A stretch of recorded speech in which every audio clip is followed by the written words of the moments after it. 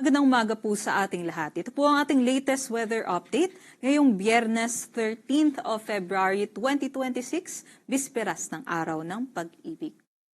Base po sa ating latest satellite imagery, wala naman po tayong binabantayan na sama ng panahon, LPA o bagyo sa loob o labas ng ating area of responsibility at hindi natin inaasahan na magkaroon po tayo ng bagong sama ng panahon within the next 3 to 5 days. Although meron tayong tatlong weather systems na magdadala po ng mga pag-ulan sa ating bansa. Una na po dyan, itong shear line o yung banggaan ng hanging amihan at easterlies. At ito po ngayon ay nakatutok sa may eastern section ng southern Luzon. Samantala, yung amihan natin patuloy pong bumubugso ang nakakaapekto sa malaking bahagi naman ng Luzon. And then yung easterlies o yung hangin galing po sa karagatang Pasipiko ay nagdadala nga ngayong umaga ng mga pag-ulan sa malaking bahagi ng Visayas and Mindanao.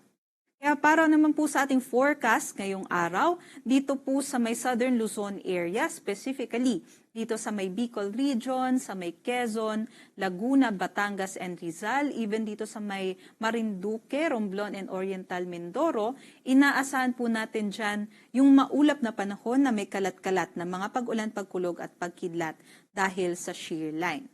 At mamayang hapon, inaasahan natin, dito pa po nakatutok yung shear line natin ngayon. Pero mamayang hapon po ay aakyat yung axis nitong ating shear line at maaapektuhan din ng maulap na panahon at mataas na tsansa ng mga pag-ulan yung ating mga kababayan dito sa may Aurora, Quirino, maging sa may Isabela. Kaya para nga po sa ating mga kababayan dyan, magdala po tayo ng mga payong panangga po sa ulan.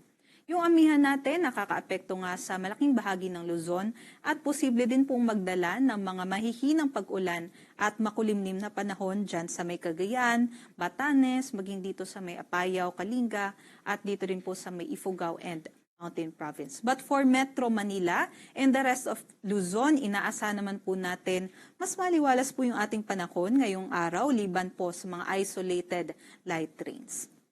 At ito naman po ang ating inaasahan na agwat ng temperatura ngayong araw sa Maylawag 21 to 32 degrees Celsius, Tuguegarao 22 to 29 degrees Celsius, Baguio 14 to 25 degrees Celsius, sa may Metro Manila 23 to 30 degrees Celsius, Tagaytay 20 to 28 at sa may Legazpi 24 to 28 degrees Celsius.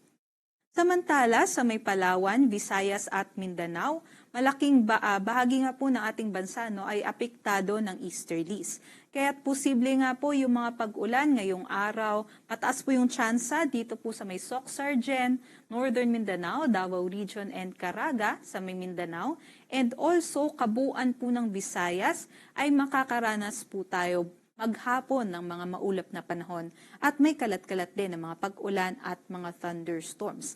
Aside nga po dito, yung thunderstorm natin, paalala lang po, ay may kaakibat din po ito na mga banta kagaya na lamang po ng hailstorm o yung mga lightning activities. Kaya doble ingat po sa ating mga kababayan dyan.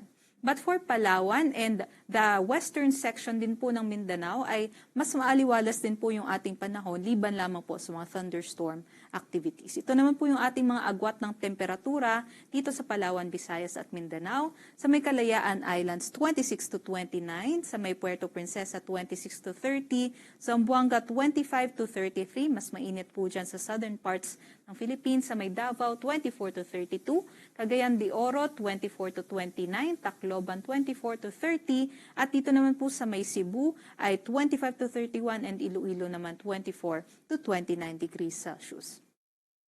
At para sa kalagayan ng ating sea conditions, wala naman po tayong nakataas na gale warning sa anumang baybaying dagat ng ating bansa, kaya't malaya din pong makakapaglayag yung ating mga kababayan. Although ingat lamang po tayo dahil kung may thunderstorm po dito sa ating mga seaboards ay posible din pong tumaas yung mga pag-alon natin dyan. At for the next few days, especially bukas na araw po ng Pag-ibig, Valentine's Day, inaasahan naman po natin na mas magiging mataas po yung tsansa ng mga pag-ulan natin sa may eastern section ng ating bansa. Dulot po either ng shear line dito sa may northern Luzon area